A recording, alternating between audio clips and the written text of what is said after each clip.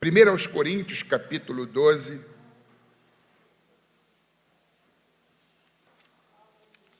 Primeiro aos Coríntios, capítulo 12.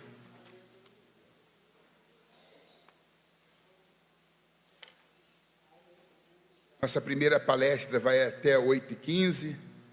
Teremos um coffee break, uma parada. E depois, então, a gente retorna para uma segunda palestra. Aqui em 1 aos Coríntios, capítulo 12, verso 1, aí alternadamente do verso 4 ao 11. 1 aos Coríntios 12, verso 1. Acerca dos dons espirituais, não quero, irmãos, que sejais ignorantes. Verso 4 em diante. Ora, a diversidade de dons, mas o Espírito é o mesmo. E a diversidade de ministérios, mas o Senhor é o mesmo. E a diversidade de operações, mas é o mesmo Deus que opera tudo em todos. Mas a manifestação do Espírito é dada a cada um para o que for útil. Porque a um, pelo Espírito, é dada a palavra da sabedoria, e a outro, pelo mesmo Espírito, a palavra da ciência, e a outro, pelo mesmo Espírito, a fé, e a outro, pelo mesmo Espírito, os dons de curar, e a outro, a operação de maravilhas, e a outro, a profecia, e a outro, o dom de discernir os espíritos, e a outro, a variedade de línguas, e a outro, a interpretação das línguas, e a outro, a variedade de línguas, e a outro, a interpretação das línguas, mas um só e o mesmo Espírito opera todas essas coisas, repartindo particularmente a cada um como quer. Mantenham suas Bíblias abertas, sentem-se, por favor.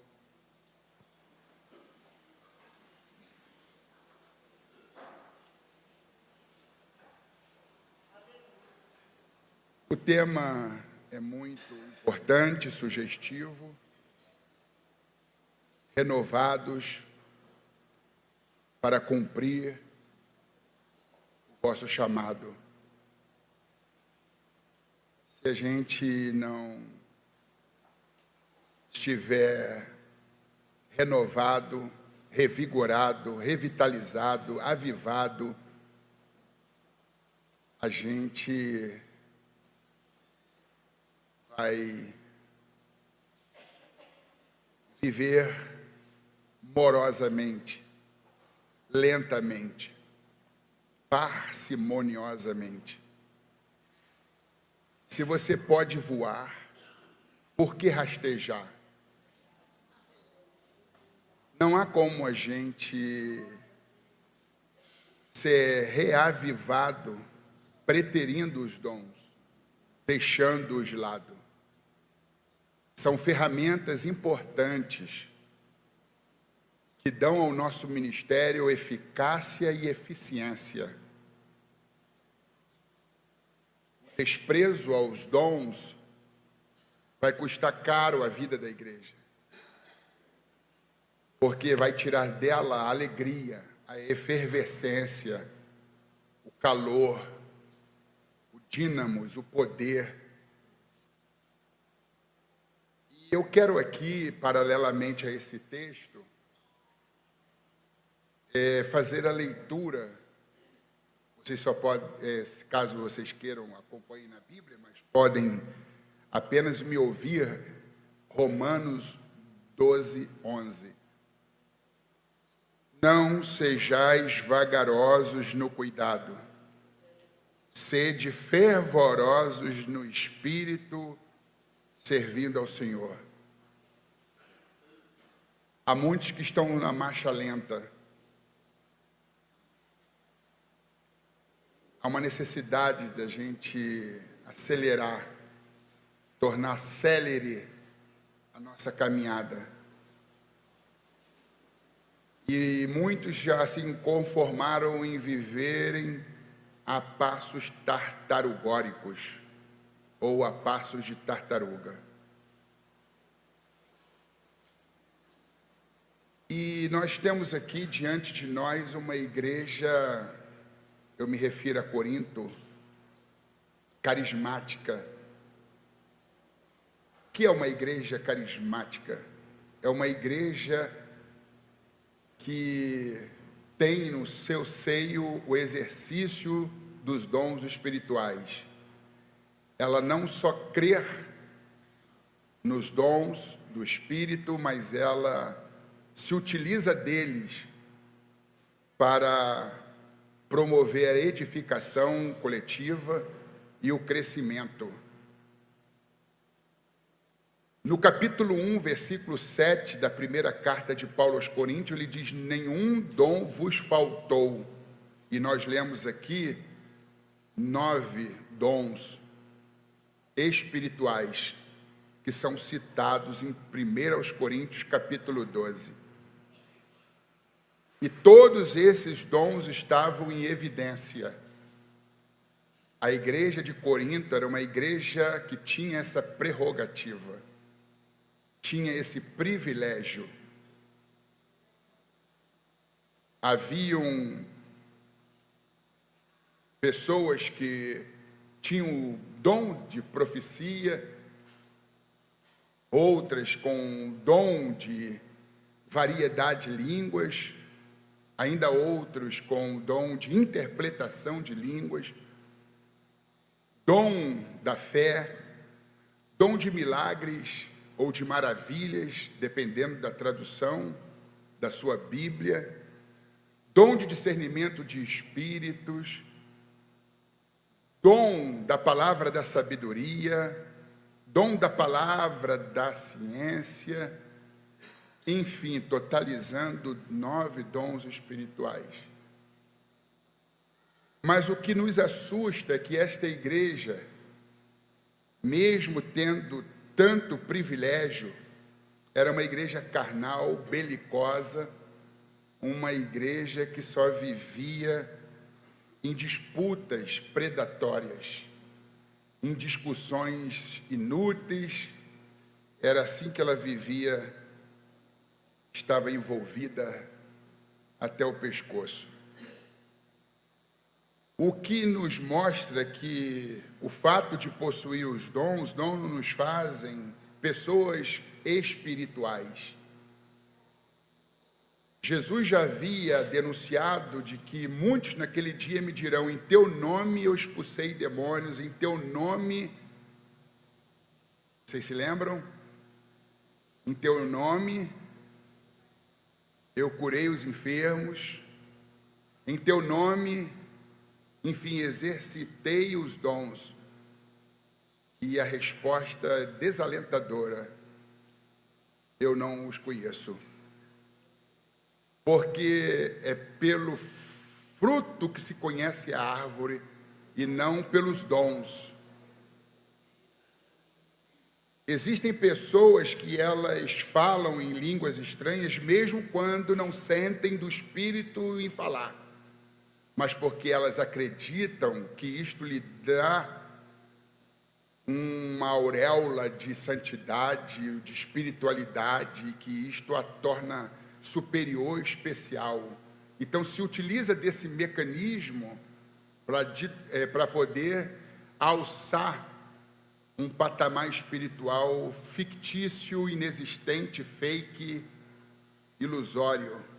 Porque no entendimento de muitos, falou em línguas é espiritual.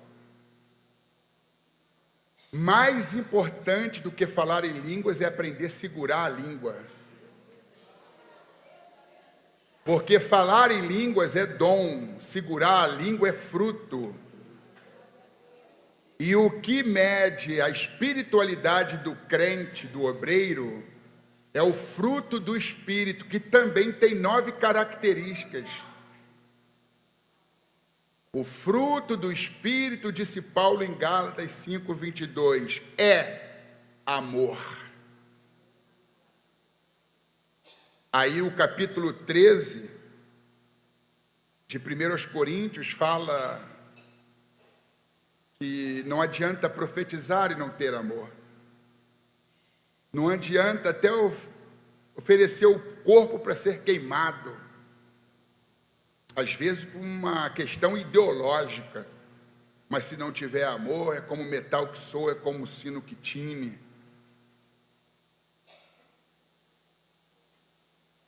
E essa igreja, não obstante ter os dons espirituais, ela se comportava carnalmente.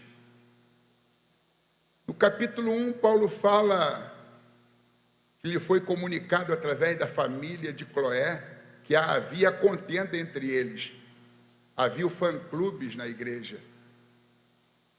Uns diziam, eu sou de Paulo, outros diziam, eu sou de Apolo, ainda outros diziam, eu sou de Cefas, ou Pedro, o primeiro apóstolo, e um quarto grupo que se intitulava pertencer ao grupo de Cristo, mas de Cristo mesmo não tinha nada. Era uma igreja fracionada, fragmentada, belicosa. Aí a gente vê no capítulo 3, Paulo voltando aos mesmos assuntos já tratados e abordados no primeiro. E ele diz, quem é Paulo? Quem é Apolo, senão ministro pelos quais, através de quem vocês tiveram conhecimento de Jesus? Nem eu, nem Apolo somos nenhuma coisa. Ele combate o culto ao personalismo. Porque eu plantei, Apolo regou, mas é Deus que dá o crescimento. Então a glória é de Deus.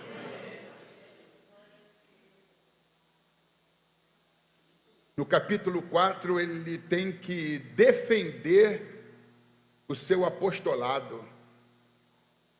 Paulo, vendo que não havia ninguém para defendê-lo, porque a sua apostolicidade estava sendo questionada, ele mesmo teve que defender o seu apostolado. Capítulo 5, aquela igreja estava vivendo comodamente com um dos seus membros, vivendo chafurdado no pecado, tendo relações sexuais com a mulher do seu pai. Tudo leva a crer com a sua empregada. E Paulo fala da necessidade de tirar o fermento da massa para não levedá-la. Porque um pouco de fermento leveda toda a massa, ou seja, aquilo ia se tornar um câncer. E o cidadão estava sendo, digamos, tolerado. E no capítulo 6, ele fala de crentes que iam aos tribunais perante juízes pagãos, injustos, infiéis, e levavam as questões de fórum íntimo, as questões eclesiásticas aos tribunais seculares, assassinando a reputação da comunidade de fé.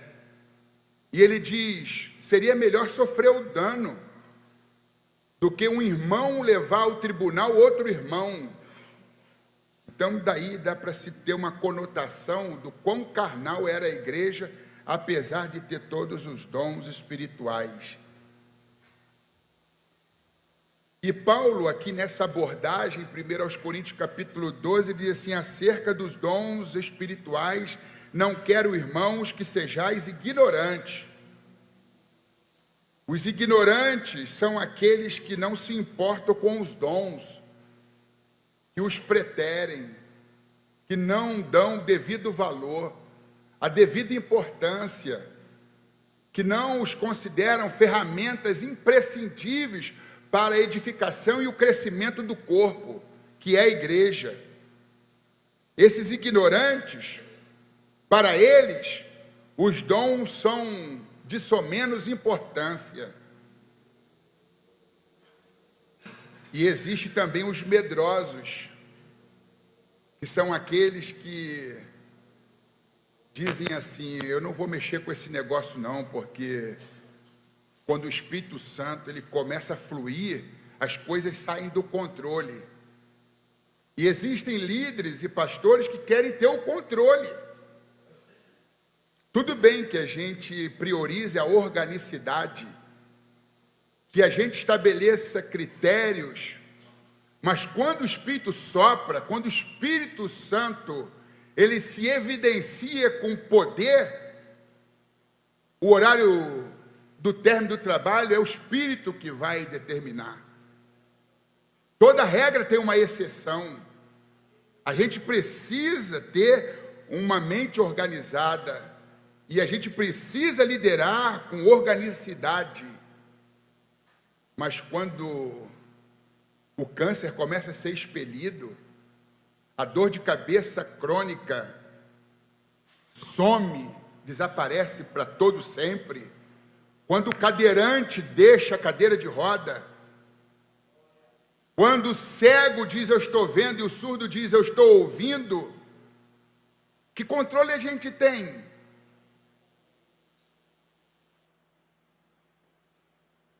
Aí os medrosos dizem assim: eu gosto da previsibilidade, das certezas.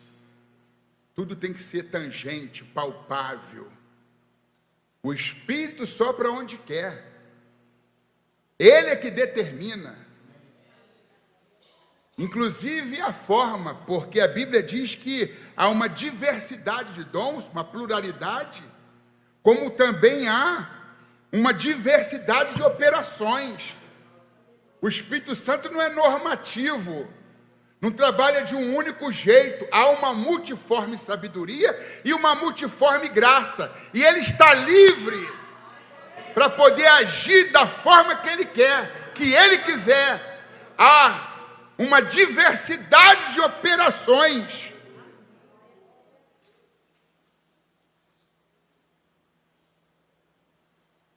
E a gente tem que levar isso em consideração.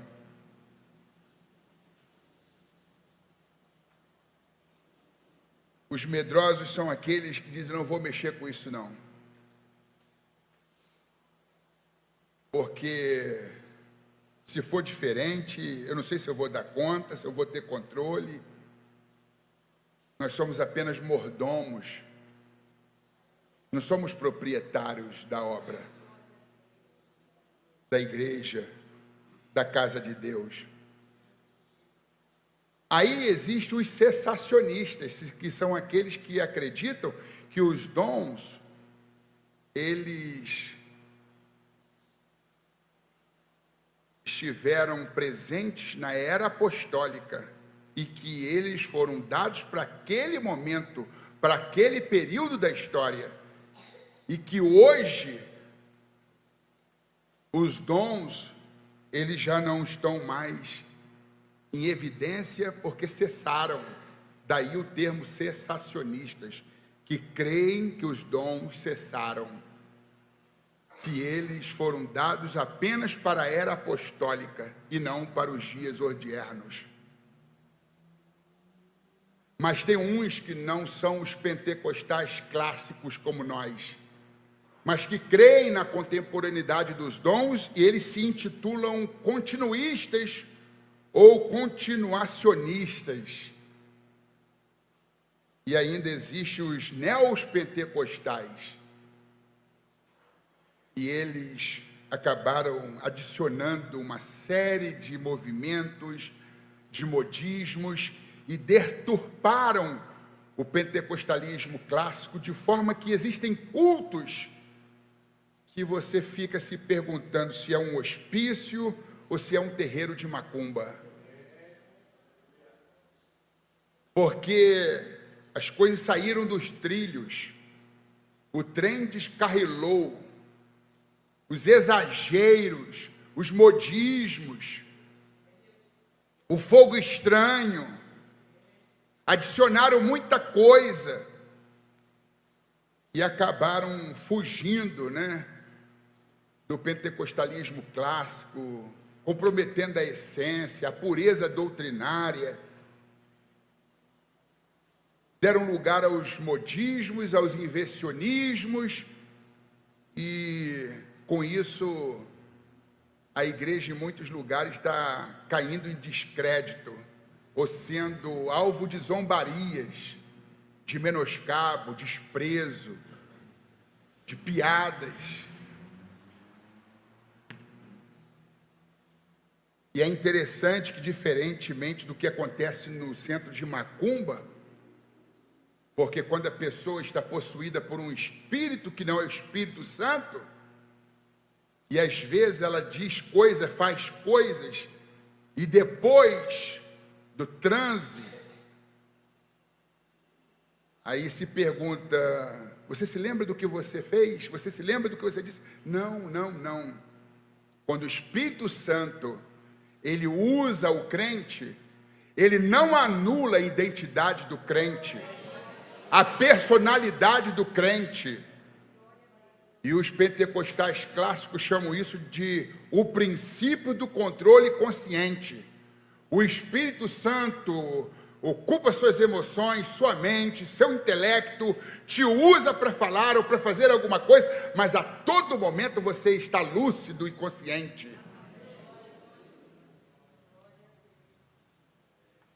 Houve um dia que uma irmã estava cantando um corinho, eu sou muito ruim para cantar, mas assim, o Espírito de Deus, se o Espírito de Deus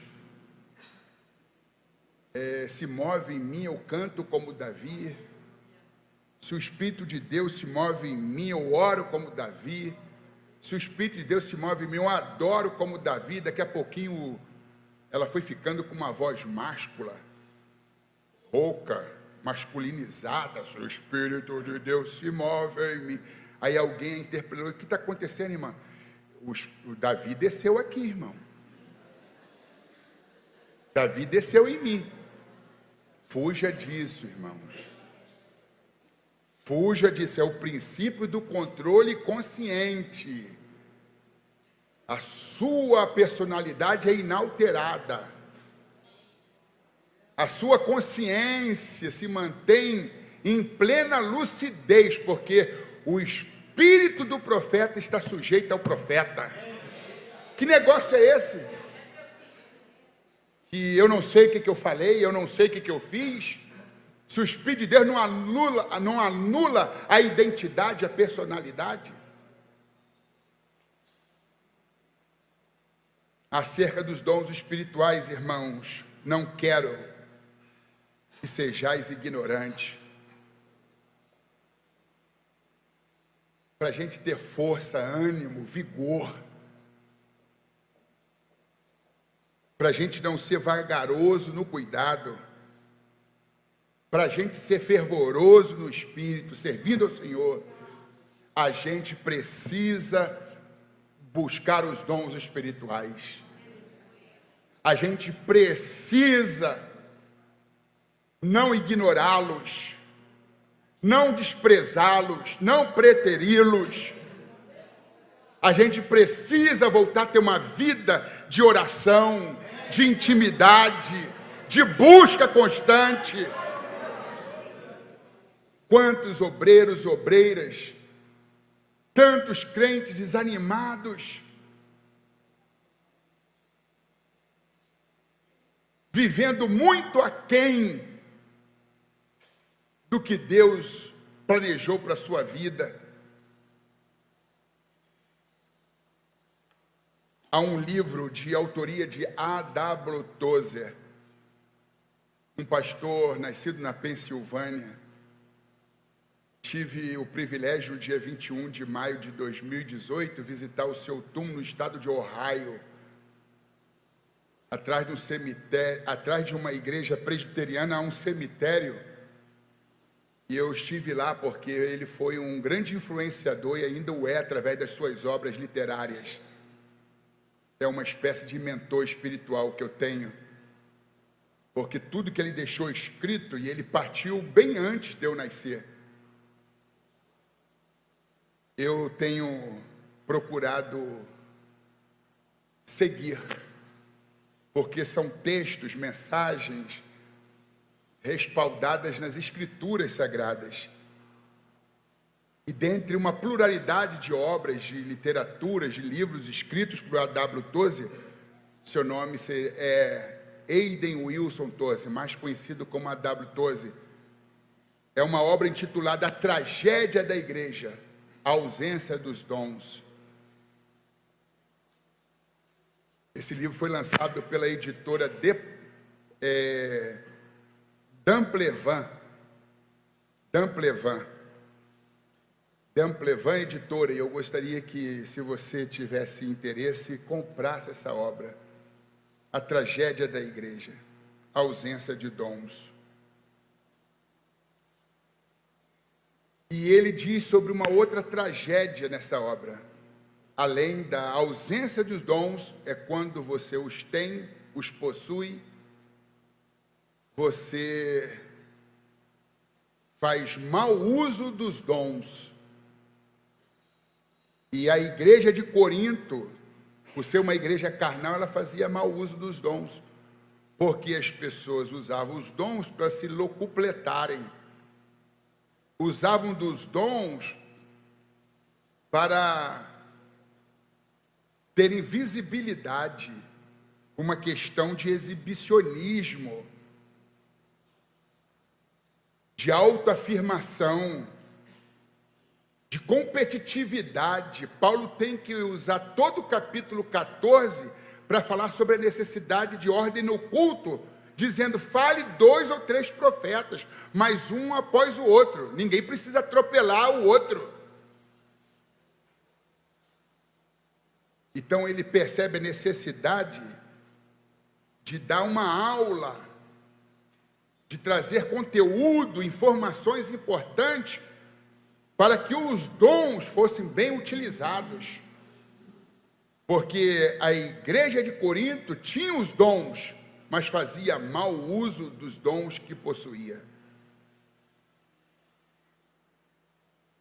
E isso é muito triste. E os novos dons espirituais, eles estão categorizados em 3 partes. Os dons de revelação, que são 3 dons: a palavra da sabedoria, a palavra da ciência e o dom de discernimento de espírito. A segunda categoria dos dons são os dons de poder, que são 3. Dons de curar, o único dom que está no plural, não é dom de curar, dons de curar. Aí vem o dom de milagres ou de maravilhas, dependendo da tradução, e o dom da fé, uma fé sobrenatural, que desencadeia coisas sobre-humanas. E a terceira categoria são os dons de inspiração, que é o dom de profecia, de variedade de línguas, de interpretação de línguas. Uma coisa que eu quero chamar a atenção de vocês é que um dia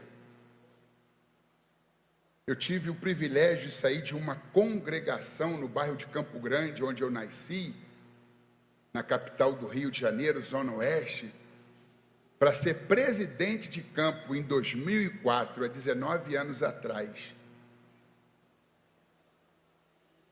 E havia uma igreja com um histórico de abandono, de decadência, de escândalo, a 30 quilômetros dali, numa cidade chamada Itaguaí. O pastor havia se envolvido com agiotagem, o pastor havia se envolvido sexualmente com vários casos amorosos, enfim, uma igreja que antes era alegre, efervescente, feliz, ordeira,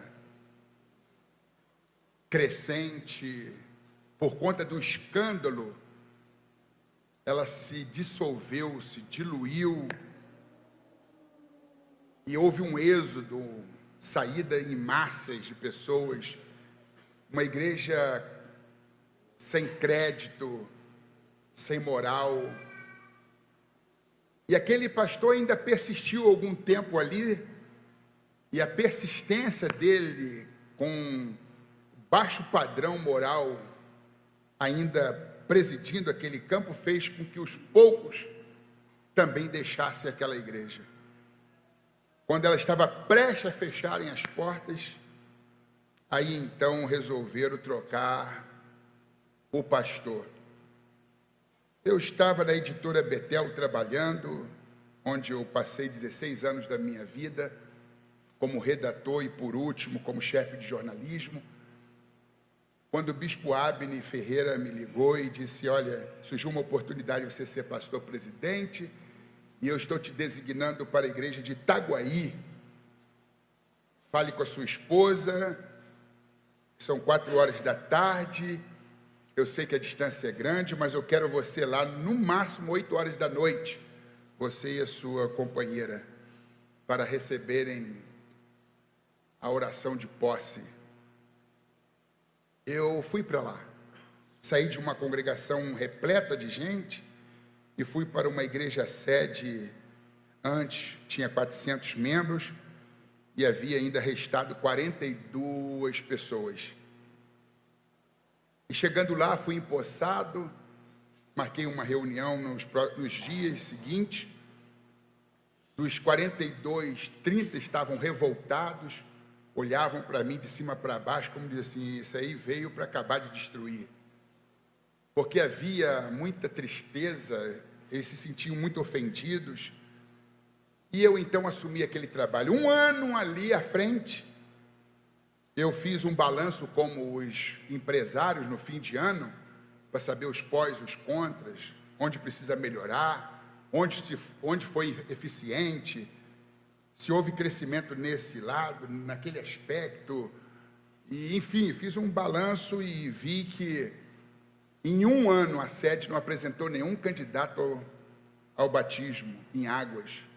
Em um ano ninguém havia aceitado a Jesus. Em um ano nós estávamos ainda financeiramente numa situação delicada.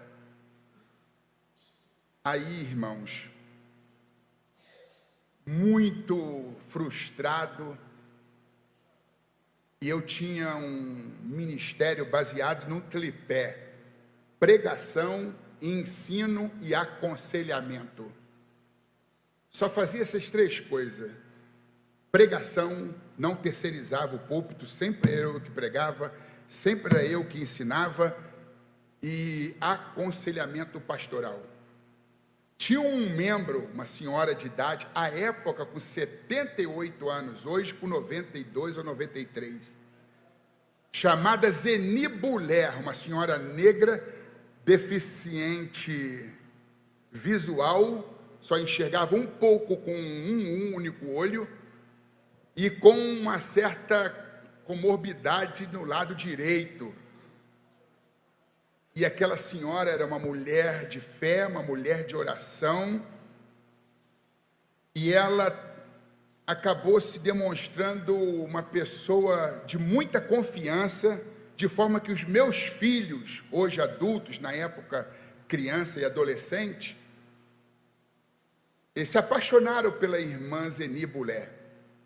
O mesmo aconteceu comigo e a minha esposa. Nós tratávamos a Zeni Buller como se fossem nossas mães, e os nossos filhos tratavam a Zeni Buller como se ela fosse a avó deles. E apesar da irmã Zeni Buller ter uma família de bem, ter uma casa própria, ela se apegou tanto a nós, e nós nos apegamos tanto a Zeni Buller, que nós demos a chave de nossa casa, preparamos um quarto, mobiliamos e dissemos assim: irmã Zeni Buller, a senhora não é empregada, a senhora é a rainha dessa casa, é a avó dos nossos filhos e a nossa mãe preta. Fique livre para dormir, para entrar, para sair. Ela conversou com os filhos e disse assim: era tudo que eu quero ficar mais próximo de vocês. E ela sempre nos estimulava a orar, a nos aproximar de Deus. E um dia, muito frustrado na minha biblioteca, escrevendo um artigo ou um livro, não sei, no meio das estantes, 3.000 e poucos livros, alguém bate à porta. Não precisava. E eu disse: quem é? Aí aquela voz daquela senhora: é Zeni. Falei: entra, irmã Zeni. Aí ela se sentou, eu dirigi a minha cadeira de rodinha até em direção a ela, disse: o que te traz aqui? Ela disse: eu tive uma revelação com o senhor e eu quero compartilhar com você. Eu falei: pois não. Ela disse: eu tive uma revelação que você era um califa, um sultão, um rei árabe. Estava numa recâmara, num quarto, num aposento luxuoso, parecia um quarto de um palácio. Haviam cortinas de seda, tapetes persas, e havia uma cama muito grande de marfim e cheio de almofadas. E você, apesar de ser um homem grande, mas a cama era um exagero de grande. Não precisava, porque você ficava pequeno, porque a cama era muito grande. E aconteceu que eu bati a porta, como acabei de fazer aqui, e você no interior do aposento disse: quem é? Eu me apresentei e você disse: entra. Eu entrei e você estava despojado naquela cama de marfim. Eu me aproximei porque o meu braço estava carcomido de lepra e estava mostrando os ossos e pingava água e sangue. Eu me aproximei de ti e disse: pastor Alex, olha como está o meu braço, carcomido de lepra, minando água e sangue, e Deus me disse que o Senhor tem a resposta, que o Senhor tem o bálsamo, o Senhor tem a cura para o meu braço. Aí ela dizia que na revelação eu me espreguiçava, virava de um lado para o outro e dizia assim: irmã Zeni, o tempo fará com que a senhora seja curada. Eu não posso fazer absolutamente nada. Com o tempo essa ferida vai se fechar. E ela dizia assim: não, Deus disse que não é com o tempo não, é com a sua ação, é com a sua intervenção, é com a sua oração. E eu disse: não, é com o tempo. Aí ela pegou, falou isso e se despediu. Quando ela fechou a porta, eu caí de joelho e Deus disse assim para mim: a irmã Zeni representa a igreja que eu te confiei como pastor. O braço carcomido de lepra, minando água e sangue, é a situação em que minha igreja se encontra, leprosa, caminhando para a morte. Eu te tirei lá de Campo Grande, te trouxe para Itaguaí, para você sair da zona de conforto, mas você está aí nessa cama de marfim, abraçado a essas almofadas de seda. Você quer se manter e se perpetuar nessa zona de conforto, mas a cura da minha igreja depende de você largar sua zona de conforto. Aí eu comecei a chorar, daqui a pouquinho alguém bate a porta e eu tento disfarçar ao máximo e ela diz: sou eu de novo. Eu falei: entra, mais alguma coisa? Eu esqueci de falar com o senhor a interpretação. Deus disse, pastor Alex, que eu represento a igreja. O meu braço carcomido de lepra é a situação em que a igreja se encontra. e que a resposta está em o Senhor deixar essa cama de marfim. E Deus falou comigo, pastor Alex, pouca cama, pouco prato e muita sola de sapato. O Senhor precisa comer menos e jejuar mais. Quanto tempo faz que o Senhor não jejua? O Senhor precisa orar mais. O Senhor precisa, não é entrar no carro, sair do carro, entrar no carro, sair no carro, é gastar sola de sapato, resgatar as almas que se perderam, que se escandalizaram e não voltarão se o Senhor não ficar na linha de frente. Pouca cama, pouco prato e muita sola de sapato. Aí eu disse, irmã Zeni, eu creio que a senhora esteja sendo poderosamente usada por Deus. E ela disse assim para mim, pastor Alex, eu soube que o senhor fez um balanço de 1 ano de atividade, de pastorado, e ficou muito frustrado, porque não viu o resultado. Claro, o tripé do seu ministério é pregação, ensino e aconselhamento. Cadê o quarto elemento? Que quarto elemento? Oração, pastor. Faça um trabalho de oração matutino, de 6 às 7 da manhã na igreja. O senhor vai ver como é que o Espírito vai soprar naquele lugar. Almas se aceitarão a Jesus, descerão as águas batismais, a situação financeira vai mudar. E eu disse, que coisa é essa? Oração matutina, quem vai para a igreja orar de 6 às 7 da manhã? Faça um teste. Aí eu comecei a pensar, tá, eu vou fazer esse teste. E eu comecei a pensar assim, pastor Mestírio é um homem de oração, vou conversar com ele para ficar lá de 6 às 7 da manhã orando. A esposa, missionária Rebeca, a esposa do pastor Mestírio, uma mulher canela de fogo. Eu posso também pedir para ela. Ou a missionária Rafaela, ou o presbítero Tirso. Essas pessoas são pessoas de oração. E Deus deu a irmã Zeni. O que eu estava pensando nisso? Tu está pensando em colocar alguém na linha de frente? Deus disse para mim que já tem um dirigente do culto de oração. Eu falei, quem? O senhor, pastor. O senhor quer colocar alguém para quê? Para continuar na cama de marfim? Se espreguiçando para lá e para cá, e a igreja sucumbir de vez? É o senhor que vai dirigir, pastor. Aí, irmãos, eu inaugurei, fiz uma convocação a partir de tal data, 5 de outubro de 2005, me lembro até hoje, 5 de outubro de 2005. Inauguraremos um trabalho de oração matutina, eu vou estar na linha de frente, serei o dirigente da oração, e eu convido vocês a estarem lá. A média era 55 pessoas orando, 42 membros, tinha gente dessa igreja, daquela igreja, do outro bairro, da cidade vizinha. E Deus começou a promover cura, a promover milagres. No ano seguinte eu fiz o balancete, eu fiz o balanço. O quadro tinha mudado. Deus tinha dado crescimento à sua comunidade de fé.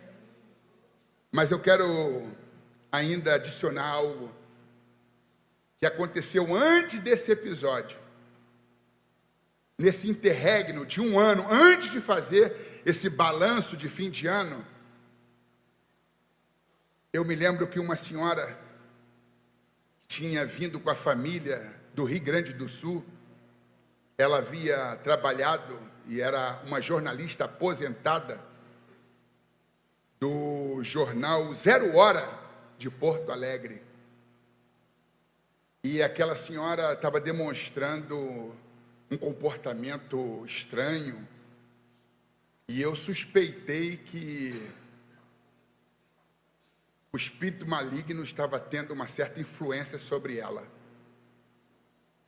E eu então, atendendo a um pedido para visitar a sua casa,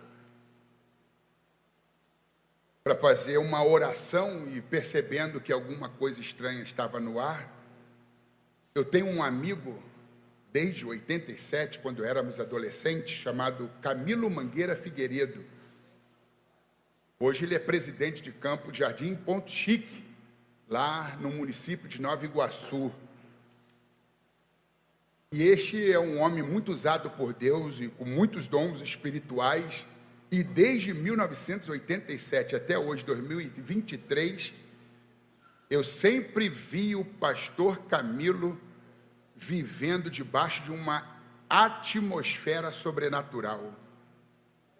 Aí eu, reconhecendo a minha incapacidade, eu disse, eu não vou sozinho lá não. Eu vou chamar o pastor Camilo, porque ele é um cara que gosta de fogo, gosta de oração, ele entende esses negócios de dons espirituais. Eu falei, pastor Camilo, me ajuda.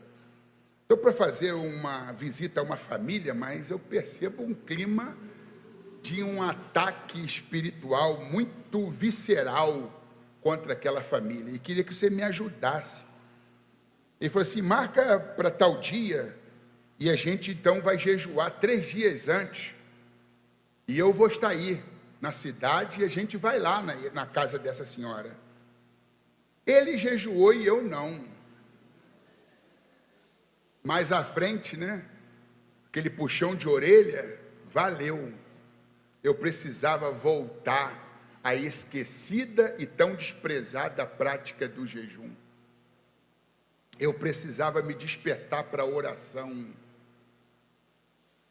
Aí, irmãos, nós fomos lá. Em chegando na casa, aquela senhora de idade, uma intelectual, uma pessoa muito, digamos, prestativa, hospitaleira. Sente-se, pastores, eu vou trazer uma água. E o pastor Camilo disse assim, não precisa. Aí eu disse, não, pode trazer. Aí eu bebi a água, aí ele já descobriu que eu não estava em jejum. Ele falou, você não está jejuando não? Eu falei, não, o negócio aqui é terrível, é um campo minado, a gente combinou de jejuar. Eu falei, eu me esqueci. Aí, daqui a pouquinho ela disse, vocês querem um cafezinho? Ele disse, não. Eu falei, pode trazer. Aí ela começou a conversar sobre Lacan, um psicanalista francês, Rolomei, um psiquiatra das antigas, dos anos 60, 70. Aí começamos a falar de Carl Gustav Jung, começamos a psicologizar, filosofar. E daqui a pouquinho, o pastor Camilo, me incomodado, disse, por favor, para com essa conversa. Olhou para aquela senhora, clara, loira, e disse assim, está pensando que você se esconde, Satanás? Eu estou te vendo. Eu disse, meu Deus, pastor Camilo, que demônio. Tu não está vendo, mas eu estou vendo. Sai agora! E ela caiu, deu um grito, botou a mão para trás. Eu falei, meu Deus do céu. Como é importante orar e jejuar. Como é importante ter essas ferramentas. Dom do discernimento de espírito.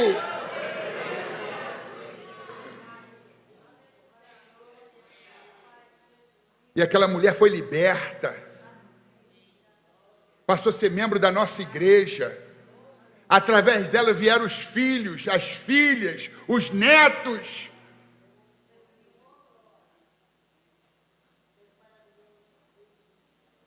Como continuar na linha de frente? Como decolar? Se a gente não valoriza a vida de oração, se a gente não sabe a última vez, o último ano que a gente jejuou.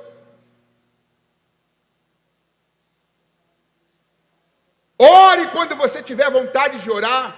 Ore quando você não tiver vontade de orar. Ore até você ter vontade de orar. Se formos fracos na nossa vida com Deus, seremos fracos em todas as outras áreas da nossa vida.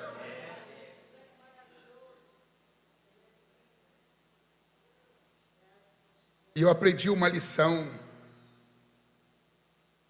que instrução, quer no púlpito ou em qualquer outro lugar, não é substituta da unção. Estude, use o seu anel, mas Satanás não respeita diploma e nem anel, porque ele já descobriu que quanto maior o anel, mais burro é o bacharel.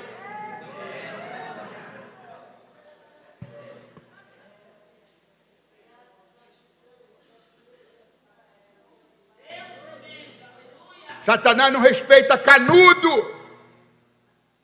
Satanás não respeita retórica. Satanás não respeita QI, consciente de inteligência. Ele respeita a unção. Ele teme a tua intimidade com Deus.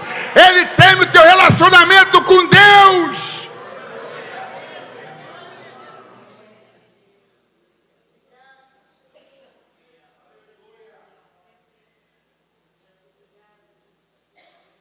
Ora, há diversidade de dons, mas o Espírito é o mesmo.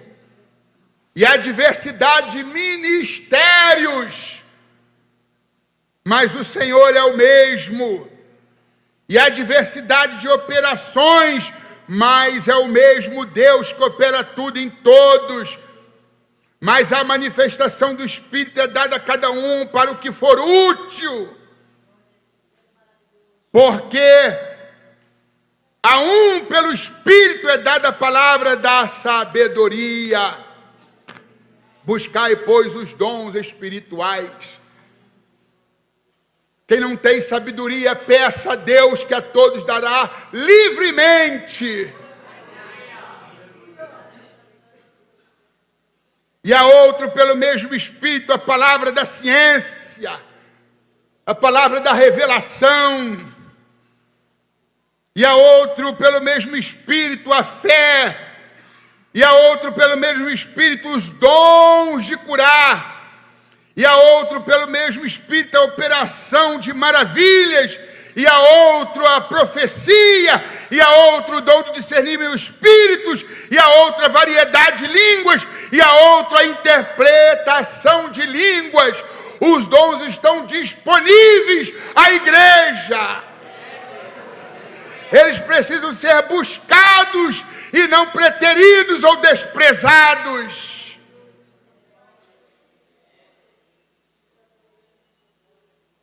Fiquei 5 anos na igreja Assembleia de Deus de Itaguaí. Foi quando o bispo Samuel Ferreira determinou a minha transferência para socorrer um trabalho, um campo na capital, Campo de Pinheiros, onde eu passei 8 anos e meio da minha vida. Até que a sede foi transferida para Embu das Artes, onde nós tínhamos, à época e ainda hoje, a maior concentração de congregações. E eu levei essa experiência de Itaguaí, eu trouxe para São Paulo, de que aprendeu a maior lição, aquele que aprendeu a depender de Deus. Estude, mas não dependa do estudo. Colhe grau, mas não dependa da tua formação acadêmica.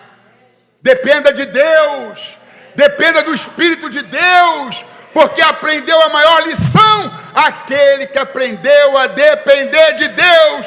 Irmão, dependa de Deus. Minha irmã, dependa de Deus.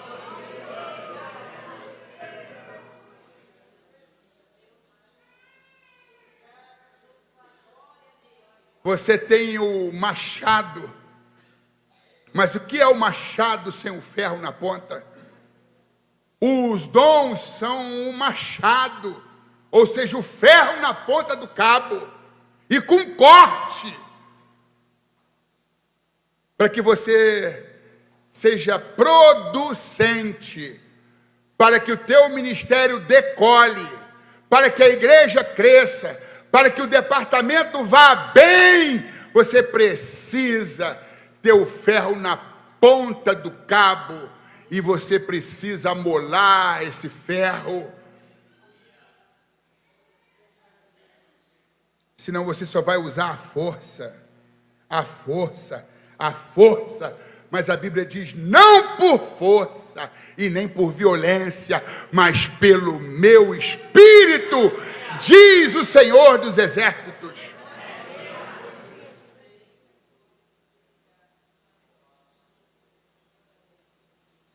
Já dissemos hoje que os dons espirituais não são prova de espiritualidade, mas eles são importantes, eles são imprescindíveis, são ferramentas que vão dar celeridade, forma, tamanho, peso, musculatura, envergadura ao teu chamado, ao teu ministério. Em 1 aos Tessalonicenses, capítulo 5, versículo 19, diz: não apagueis o espírito. No versículo 20 diz: não desprezeis as profecias. Está na hora de você dizer: Senhor, me restitua, me renova, me restaura. Eu quero voltar ao princípio de tudo. Eu quero voltar ao primeiro amor.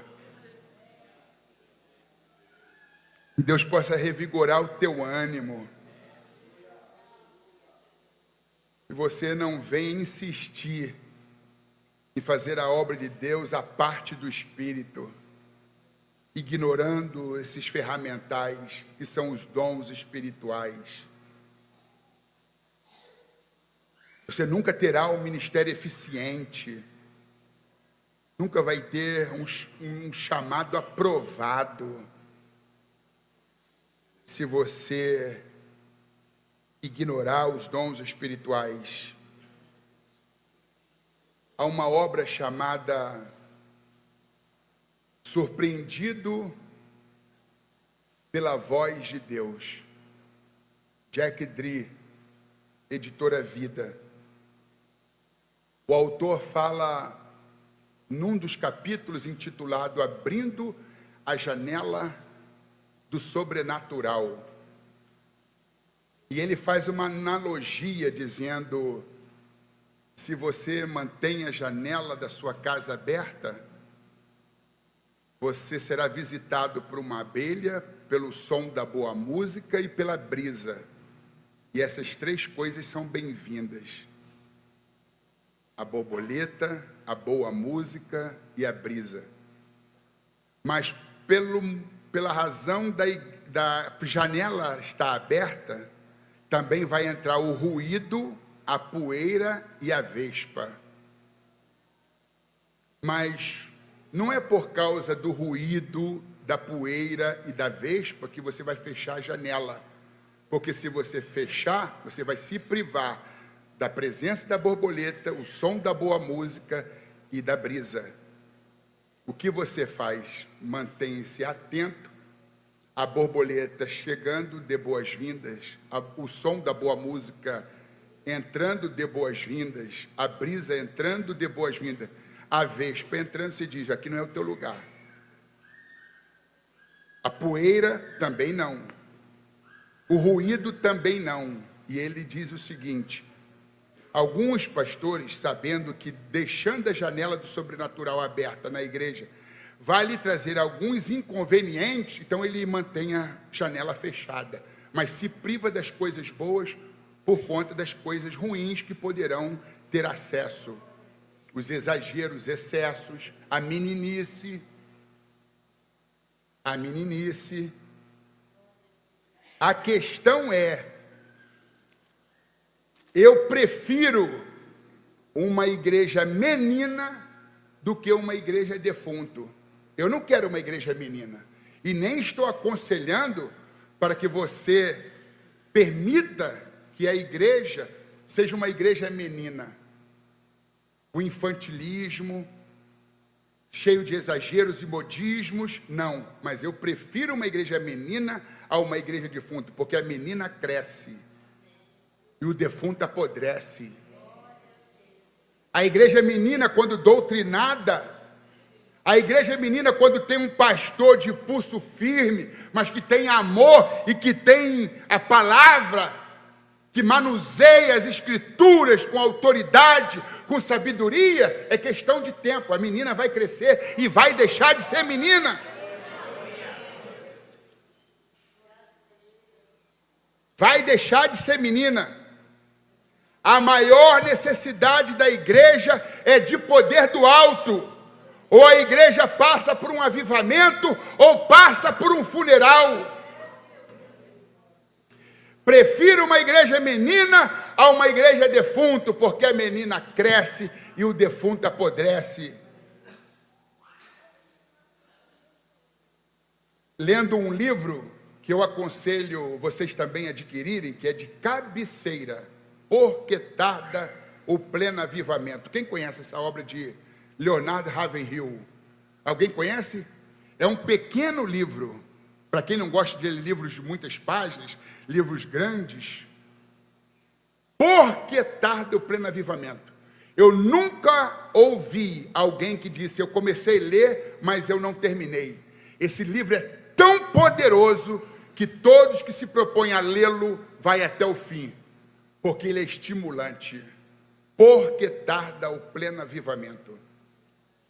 E Leonard Ravenhill, o autor, ele apresenta 4 razões por que tarda o pleno avivamento. Primeiro, tarda o pleno avivamento porque os pregadores e evangelistas estão mais preocupados com dinheiro, fama e aceitação pessoal do que em levar os perdidos ao arrependimento. Por que tarda o pleno avivamento? Tarda porque nossos cultos parecem mais shows teatrais do que pregação do Evangelho. E eu quero fazer aqui um adendo. Vocês estão de parabéns. Porque quem conhece vocês, quem participa do culto de vocês, percebem de que aqui não tem lugar para muitas coisas que estão sendo motivo de vergonha em muitas igrejas. Há um temor, uma dedicação, um esforço conjunto em manter a essência e a pureza. Não abram mão disso não. Não abram mão disso não. Vocês nos lembram a efervescência do passado, o temor do passado, o zelo pela doutrina do passado. Tanta coisa está se perdendo. Quantas igrejas como trens estão se descarrilando? E eu vejo aqui, meus irmãos, o terceiro motivo pelo qual tarda o pleno avivamento. O avivamento tarda porque não temos mais intensidade e fervor na oração.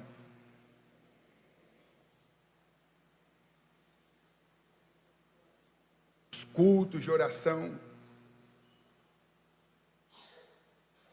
já não são tão frequentados como antes.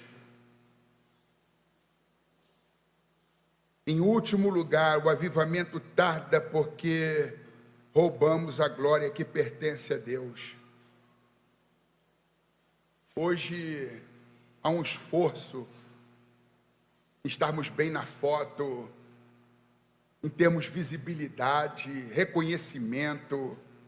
Aquilo que Paulo combateu já nos seus dias na igreja de Corinto. Culto ao personalismo. O homem no centro, o antropocentrismo. Não, é Cristo no centro. O dono da igreja no centro. Ministério não é ser visto, ministério é serviço. Em último lugar, o avivamento tarda porque roubamos a glória que pertence a Deus. Quando alguns da igreja de Corinto disseram: eu sou de Paulo, Paulo combateu o seu fã-clube e disse: quem é Paulo? Foste vós batizado em nome de Paulo? Foste Paulo crucificado por vós? Quem é Apolo? E isto é muito lindo, irmãos.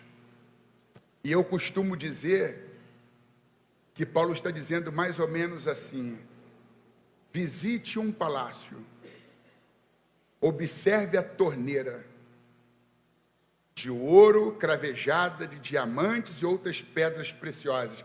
Quem passa pelo ambiente, volta o seu olhar para a torneira e diz: que torneira linda. A mão que desce, abre e fecha a torneira é a mão de Deus. A torneira de ouro maciço, cheio de pedras de diamante, é Jesus. A água que sai é o Espírito Santo. Paulo está dizendo: eu e Apolo somos o cano por onde a água passa. E o cano fica atrás do reboco.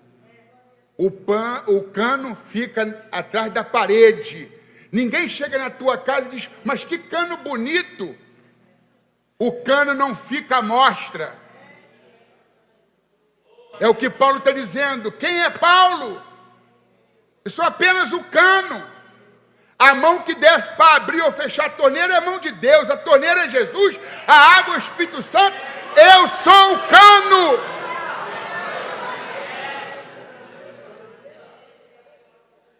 E já está de bom tamanho, só de saber que a água passa por mim, para dessedentar a sede, para matar a sede dos sedentos, eu já me dou por satisfeito.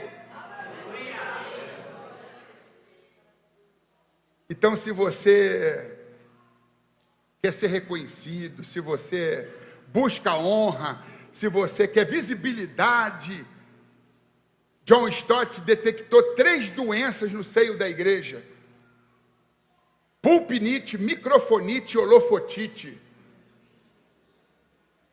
Gente que sofre de pulpinite pensa que o reino de Deus se restringe ao púlpito, se autoafirma e se sente vivo só se tiver o seu lugar no púlpito. O reino de Deus é mais do que púlpito. O reino de Deus acontece na Cracolândia e nos antros de prostituição. Onde abundou o pecado, superabundou a graça. Microfonite. O reino de Deus vai além do uso do microfone. A obra de Deus acontece nos bastidores. Holofotite, luz da ribalta. Tem gente que é viciada em holofote. Humildade, humildade, humildade. É necessário que ele cresça e que eu diminua. É o que Paulo está dizendo. Quem é Paulo? Quem é Apolo? Apenas instrumentos, veículos da graça, ministros pelos quais vocês vieram ter o conhecimento sobre Jesus. Porque nem eu nem Apolo somos alguma coisa. Somos meros cooperadores de Deus. Eu plantei, Apolo regou, mas Deus deu o crescimento. Que Deus a todos vocês abençoe. Nós vamos ter uma parada agora. E então a gente vai voltar para a segunda palestra, que é sobre um outro assunto, uma carta pastoral. Tito, capítulo 1. Ok? Deus abençoe, meu querido pastor Osiel Galdino, meu querido líder. Deus abençoe a vocês. Amém. Graças a Deus. Quantos foram abençoados? Nós continuaremos aqui. Eu quero dizer para você